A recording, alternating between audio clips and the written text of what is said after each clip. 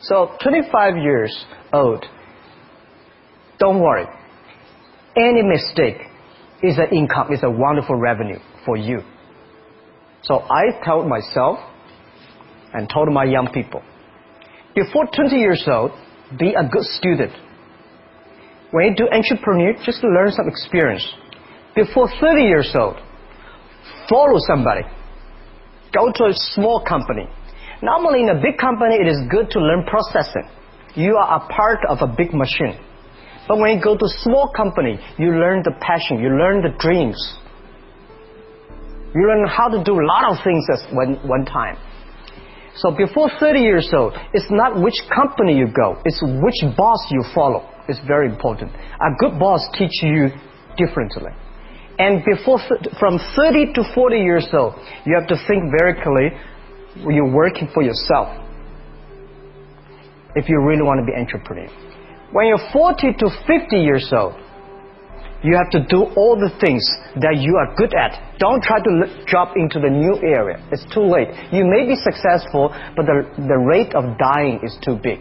So 40 to 50, think about how can focus on things that you are good at. But when you are 50 to 60 years old, work for the young people. Because young people can do better than you. So rely on them, invest on them, making sure they're good. So when you are over 60 years old, spend time for yourself. On the beach, sunshine. Right? It's too late for you to change normally. But this is my advice to the young people. 25 years old, make enough mistakes. Don't worry. You fall, you stand up. You fall, you stand up. Enjoy it. 25 years old, enjoy the show, enjoy the show. I did not have a rich father. Tried 3 times for university. All failed. I applied for Harvard for 10 times. All failed. They don't even want to see me. For the last time, I went to the teacher's college, which was considered the 3rd or 4th class of my city. So I applied jobs for 30 times, got rejected. It was so difficult at that time. I was so frustrated because I taught in the university. My pay was $10 a month. Because I could not find a good job in 1994. Discussed that I'm going to do something called internet. And 23 of them against it. They said, this is a stupid idea. We have never heard about internet. And you know nothing about computer. And I never thought I was smart. Nobody believed that I could be successful. Because everybody say, well, this guy think differently, think crazily. They think about something that never worked. I tried to borrow $3,000 from the banks. Took me 3 months, but I still cannot get it. We talked to over 30 or 40 venture capitalists. Everybody said, no, forget it. A lot of people said Alibaba is a terrible model. As I said, I believe it. I think this thing could be big. I never thought it would be that big like today. But I believe that something is waiting for me there. And I have to work hard to prove myself. That was the tough experience. So we gathered $50,000 from 18 founders. We started. For the first 3 years, we did not have even $1 revenue from our business. It was not easy. Why it keeps going ahead, going forward? Because I received lots of email of thanks from the customer. They say, this is such a great thing. We cannot pay you, but this thing helped us. If you keep on helping us, one day you will be successful. And I believe this. Little by little, we build up our business. Little by little, we build up our ecosystem of the infrastructure. And now, after 16 years, we have an Alibaba Group, we have a Tmall Group, we have a Taobao Group, we have Alipay. And people said, you are so smart. How could you make a company like that? Bill Gates, Warren Buffett, Jack Welch, Larry Page, Mark Zuckerberg. The difference between those people and other people, they are always optimistic for the future. They never complain. They always try to solve the problems of the others. When you're optimistic, it's always opportunity. People, same here today. Jeff, where is the opportunity? I don't have a job. I don't have this. I don't have that. We are at the best time of this century. The best assets you have is that you are young. Don't complain. Let the other people complain. The opportunity always lies where people complain. Think about how you can make things different. Is there anything I can do that makes a difference? And then when you think about this, start to do it. I saw a lot of people, young people, have fantastic ideas every evening. But in the morning, they go to the office again. Being an entrepreneur, you have to do the things before the other people do. You have to wake up before the other people wake up. You have to be more brave than the others. Use instinct. Everything you do is to the need of the customer. To everybody, to any person, tomorrow is new. Make the move. Make the action. Whether investors believe it this or not, whether your friends believe it or not, whether your parents believe it or not, that's not important. You believe it. Your team believe it. And work day and night on this. That's how the things happens. Make enough mistakes. You fall, you stand up. Any mistake is an income, is a wonderful revenue. Don't worry about the money. Money follow the people. People should follow the dreams. If you have a dream, just to go ahead. I think nobody can conquer the world. We only can serve the world. Either work for the others or work for yourself. And I choose the way, work for myself. Working for myself, that means working for the society. If you really want to work for yourself, think about the others. Because only when the other people are successful, when the other people are happy, you will be successful, you will be happy. I think today people worry a lot about the world, about the economy, China, economy in the world. But I'm very optimistic. When people start to worry, that is the opportunity is. But I worry about the blood testing, and she created good things. And I think great innovations, great companies always happen in the tough times. Life's like the music. You have up, you have a down, you have a long, you have a short notes. And I like the American movie. Life is like a box of chocolate. You never know what you're going to get, right? So I'm pretty optimistic. The opportunity in the future for equality is huge, because in the last century, the IT is for big companies. The globalization is for big companies.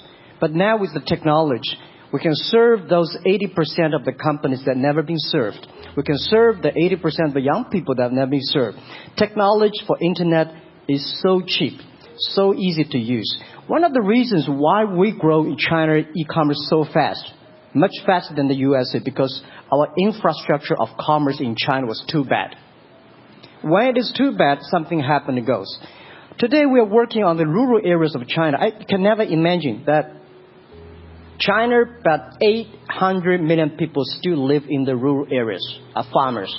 And there are about close to 200 million people. Their income is less than $1 per day. And before the internet, it's impossible for these guys to reach the PC because it's so difficult. Even people like me, I don't know how to use a PC. But now 80% of the farmers, those people using mobile phones. When I have the mobile phones, the internet, the data, things change a lot. So I'm excited about the future. People always worry. I love the young kids sitting there and talking about the dream, the hopes. Because if they have the hope, we have the hope. That's what I believe. And let's just take what you do. And I've loved every description I've ever heard about how you serve people, and your story about the bamboo farmers and your wife and her friends. It was fabulous. But where's this going? What are you going to do? What are your plans to maximize the use that people in remote rural areas of China can make of their cell phones besides ordering your products? How are you going to get it? Are you going to get them in the banking system through cell phones? How? Well, we never know that we can grow so fast. The past 5 months, we covered 4,500 villages. And these people, normally they use in very traditional way. It took them like we went to a rural area. It took the farmers 2 hours to walk to the downtown in the middle of the town and buy things. But today, because the mobile phone, and we can deliver things to their home, to their village within 72 hours. I remember last week I read a very interesting news. This is amazing. There is a girl, she told me a story. She said her grandfather, 92 years old birthday. And for his life, he always wanted to try one Western style food. But he lived in the rural areas. There's no such restaurant food. So she said, I tried on the internet, book a restaurant dinner for Western food, delivered to that village. And they finally immediately find one restaurant. There are 3 guys. They took like a 3 days bus from Shanghai to that village, made Italian spaghetti and beef for them for this 92 years old birthday. And whole village was excited. Everybody said, wow, we can order food, Western style food. So buying almost everything. And also we're helping, there are a lot of farmers, they plant a lot of apples, great apples. But 90% of the apples rotted because there's nobody buy them. They normally buy track. If you sell the apples, they sell whole track. And using the traditional way, they can sell by whole basket of the apples. But now, because of the internet, they sell by one. Each apple they sell $1. Or 1 RMB or 2 RMB for each. So the farmers will see using internet, they can buy and sell using the mobile phone. That changed their lives. And I think it's exciting. And people need examples when they see, my neighbor made money through online to selling things. My neighbor buy much interesting things online. People start to learn. And more people start to buy the mobile phones. We cannot make all the mobile factories to sell phones to them. Only they know the mobile phone really works, helping change their lives, they start to buy the mobile phones. Just one more question. Do you think this will make the current problems like the current problem in China less likely? That is, if we'll have more market information and the market will drive where the investment goes instead of the government trying to make judgments about, I better build another housing development or office development here, there, or yonder, and you wind up with a bubble. If it comes from the bottom up, is it more likely that fewer bad things will happen?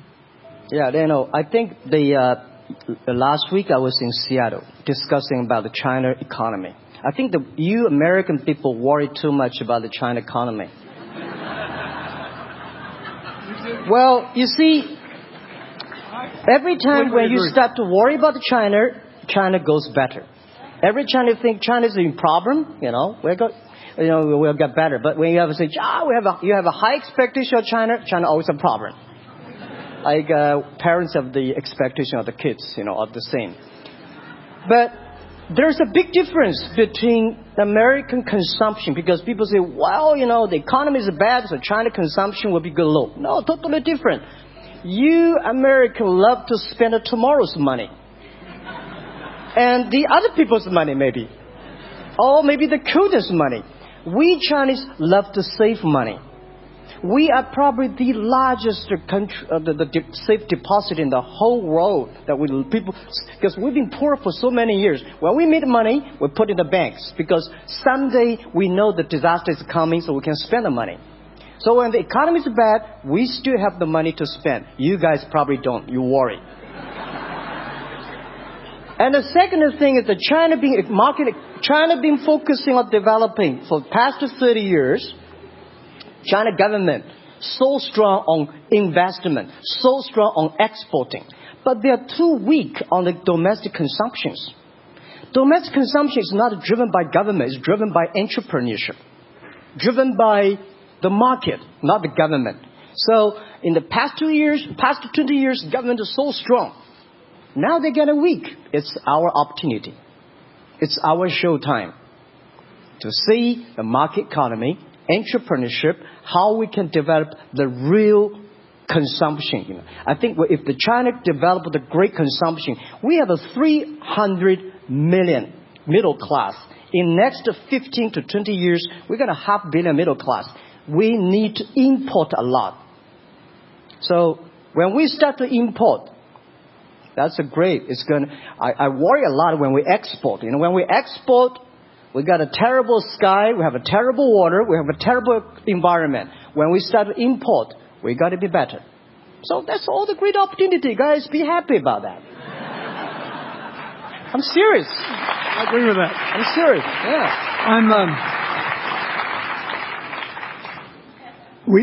Worry about yourself. Don't worry about the others. The reason some of us worry about China is we depend on you to buy our debt. However, I tried to be more Chinese when I was president. I saved a lot of money. So good. Good. But I just wanted you to say that because I really believe that. I mean, I think you're absolutely right. The trend toward greater internal consumption I think, will remain unbroken in spite of whatever the difficulties are in the next few months. I think it's important not to overreact. You can't break the trend.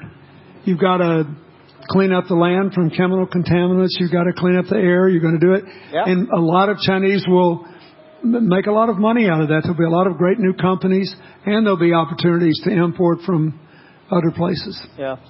So,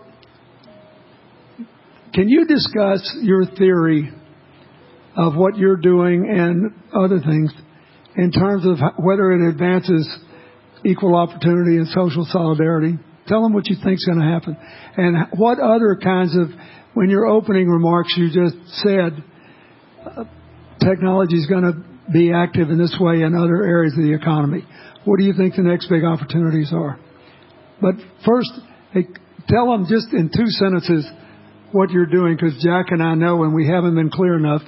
Explain it, and explain how you think that advances social solidarity and equality of opportunity. Well, our work is in the belief that access to health information is a basic human right. And that lab information, particularly because lab data drives 70% of clinical decisions, needs to be accessible to people before they're sick. So if you look at the word diagnosed in the dictionary today, it says to determine the presence of disease from symptoms, which means by definition, we're determining that people are sick once a disease has already progressed. And our work is in being able to make lab testing accessible to people in time for therapy to be effective, and to do that in a way in which every person, irrespective of their insurance status, irrespective of where they live, can afford the ability to get a test done. So that means, in our case, we've invested the last 12 years in now developing hundreds of tests, many of which are less than $10. So $2 tests in the United States. And I think one of the amazing things about this country is that we have such an incredible ecosystem for fueling creativity, and that creativity can create new markets. So in answer to your question about the market being able to conform itself to social good, I think the creativity that goes into creating these new technologies creates new markets in and of themselves. And our basic belief is that those new markets come from empowering individuals and enfranchising individuals and trusting that individuals have the capability to engage with information, and in accessing that information, beginning to take control of their own outcomes and their own health outcomes, and in doing so, changing the way our healthcare system works. Think what this could mean for rural China, for rural India, for Native American reservations in America, for the Mississippi Delta, for the remote areas of where all the jobs were lost from coal. You're all of a sudden giving people information. And one of the most important things I think we did in my second term as president in the healthcare front, was develop this diabetes self-care program. And all of a sudden, Jack's company could be delivering the means to self-care based on your test. I mean, I think that this is a very big deal. We all want to live as long and as well as we can. And Craig Venner was here. We were joking about whether we'd make it to 100. But in the meanwhile, you want to keep people healthy. And if they're sick, you want to intervene early, not late. Yeah. Well, and if you look at, the ability to engage with this information, we have a $4 trillion healthcare problem in this country. 20% of it is type 2 diabetes, which is reversible. And we have 90 million Americans who do not know they are pre-diabetic. But access to information and the ability to engage with that information is the foundation for being able to change those outcomes and cost. Right? One more fact, and then I want to call on Jack.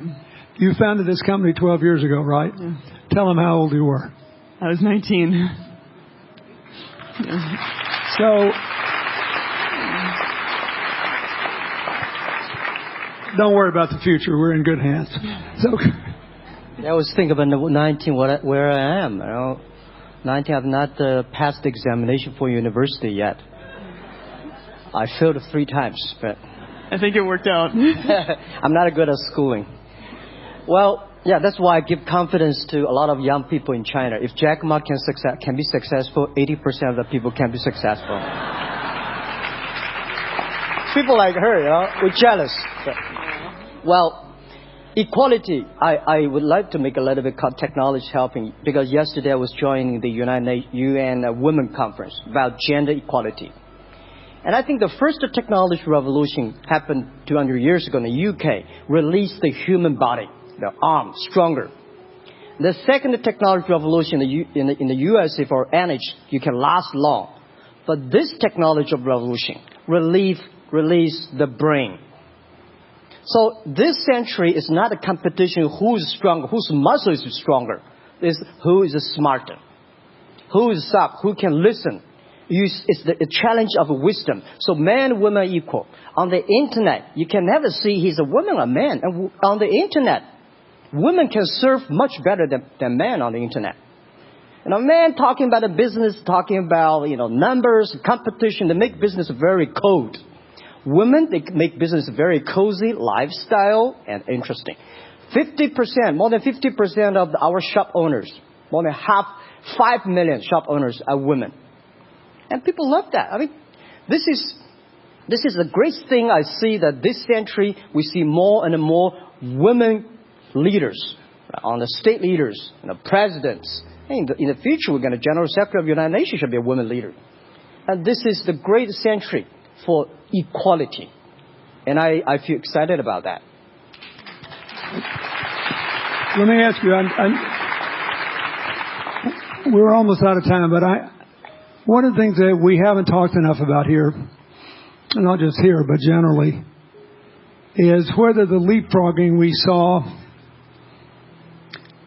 with cell phones, which was instrumental in your phenomenal business success and which will make it possible for you at the appropriate time to do what you've done on a global scale, hitherto unimaginable in all of human history for anybody to have any of their own health data.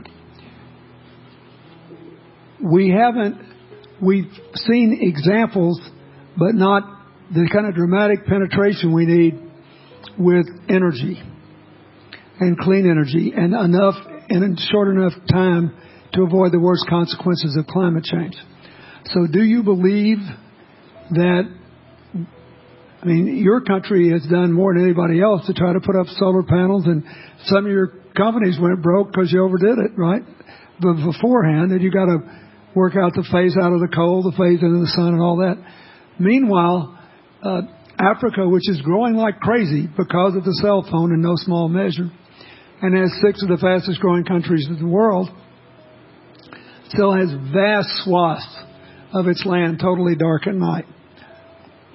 Do you believe that it's possible for us to scale up with distributed solar power rather than centralized as quick as we did with the cell phone? And if so, and if that were your business, if you had to quit what you're doing today and start there, how would you do it? And how would you do it? Really first, I know that.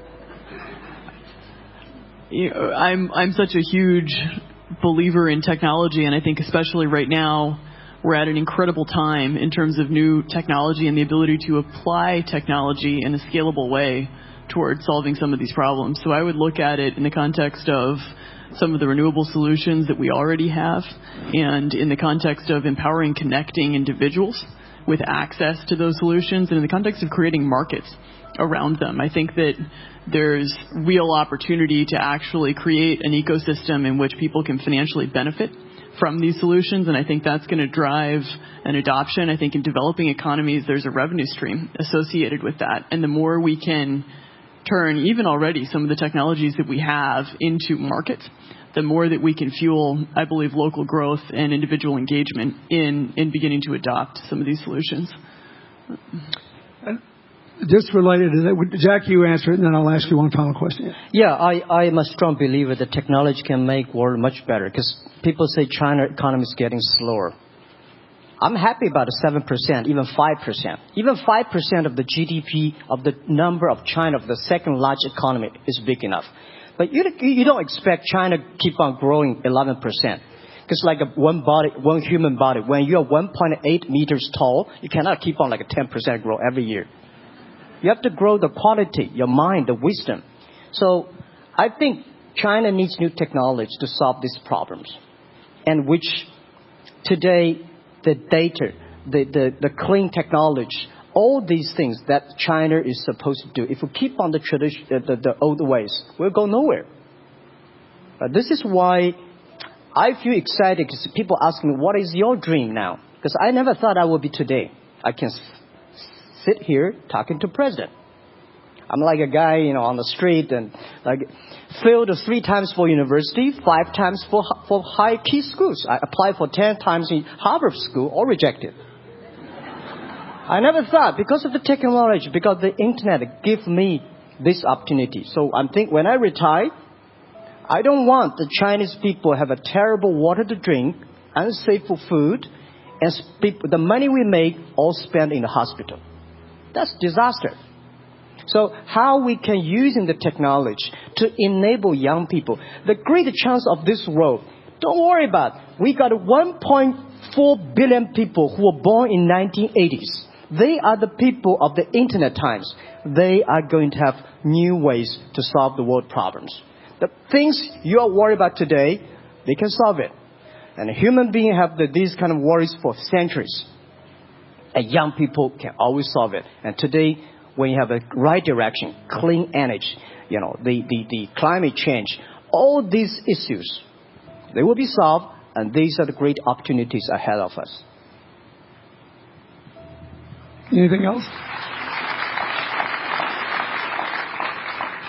I agree with that. I think the more we can enfranchise people, the more we can create ecosystems in which individuals are empowered, the more we give rights to individuals to be able to build businesses, to be able to pursue the economic benefit of technologies, the more you see these markets change. Before they leave the stage, I want you to look at them. And I want you to think about the time we have had to spend here dealing with the refugee problems in Syria and Lebanon. Stand up, Elias. This is my friend Elias Bousab. He's the education minister in Lebanon. He's got to educate all these kids. And so he left a miracle that very much reflects the lives that Elizabeth and Jack have lived. He was in a very responsible position at the American University of Dubai. They started bringing American scholars over there to live in an Arabic culture. He did all these wonderful things. Lebanon got in trouble. He went home to save his country. What is the difference? how much more could he and every smart Lebanese person do if they could focus on these things? And why can he not? Because the place is dominated by people who think their differences are more important than their common humanity and their common challenges. You cannot imagine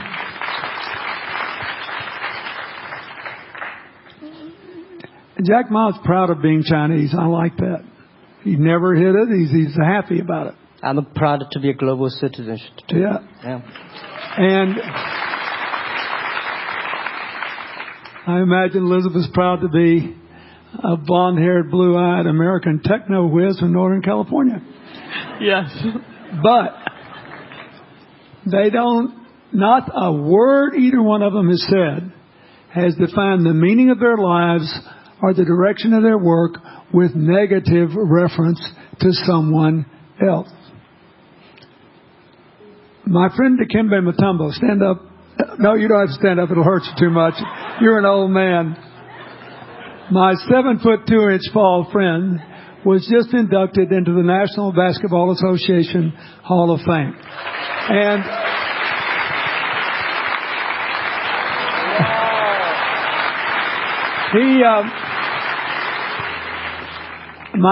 my whole family loves him. And I have seen how much he has given back to his native country, Congo, which has been so troubled. I've known him a long time. We both went to Georgetown University. I did before he was born, I think. I've never heard him say a resentful thing about anybody. I have seen him give and give and give and try to give the people in his native land opportunities. Why am I telling you this? He's had a good life because he never defined his life with negative reference to anybody else. He never begrudged anybody else's success. And he thought he had an obligation to help other people. I'm telling you, we are back in a time of collective global insecurity where the main struggle is the oldest one in human history, just in modern techno realities. I mean, if you were trying to build the Middle East, you would think about our permanent sponsor here, the ambassador from Oman, who her government tried to help head off a calamitous war in the Middle East over the nuclear issue in Iran. We all pray to God that it'll work out all right. And the lead she made. You look around all these places, wherever people are putting aside their differences and working together, good things are happening. We cannot achieve economic or social equality without living in the factual realities of the world we face, looking at the obstacles, looking at the opportunities, making the best decisions. And those of us who even feel good about ourselves because we think we spend a lot of time giving, our whole goal should be to work ourselves out of a job. One of the things that Bill and Tanny Austin are sitting there with Starkey, they started giving away hearing aids, and then they decided, well, we better teach these young people how to speak. If they get the gift of hearing, they'll have to learn that. So they got into the education business. Sonny Barkey got into the education business and decided somebody ought to do something really dramatic to remind people that the only people that really matter are the teachers. So he gave the first Global Teacher of the Year award last year, and an international panel gave the prize to a teacher from Maine who promptly gave the entire $1 million to her school. The woman never made any money in her life. She gave all the money away immediately. The future is going to be forged by people who think of how to use the modern tools that we are given, as Elizabeth and Jack have, to create opportunity through empowerment. And it will not be a straight line. It's too many moving parts. But I just want you to think about that. The reason you feel good looking at them is that you identify with them even though they're different from you. And that's basically where we are all over again, and we can't slip back. We can't give up. That's why we had the Prime Minister of Italy and George Soros talking about the future of Europe, and George said it was coming apart, and the Prime Minister said, no, it doesn't have to come apart if it's about something more than economics. I thought it doesn't have to come apart if you will it not to. And you put yourself on the line for it. There are no guaranteed outcomes today, but you can guarantee that the trend is right. So go ahead, Dee. We're going to say something, weren't you? Yeah, I just wanted to add, as we're talking about the future and from my own experience and looking at all the faces here, I think a huge part of the answer to your question is also to raise our little girls with the stereotype that they can be the best in engineering and science and math, because when they do in all of these industries, it changes everything. And we need to do that in this country, and we need to do that as parents in other countries. Yeah, I was thinking about if what you say. I think about when you talk about problems, you normally is like a politician. When you talk about opportunities that the business people, I was thinking about how we can using this all the problems that change the problem become the opportunity. And I don't know. I just feel excited when people talk about problems. I think think about if you can solve one of them, that's the chance. And today, nobody live in this century has so many opportunities and so many tools they can use to change other people's life. And I think in the last century, which I call the IT time, this century is called the DT time, data technology. IT is to empower yourself, make yourself strong. DT is to empower the others. When you empower the others, you empower your future and yourself. So when I listen to you talk, I agree, and I think that's why we were born in this century. That's why how we can use the internet to help more people. Let's give them a hand. Thank you.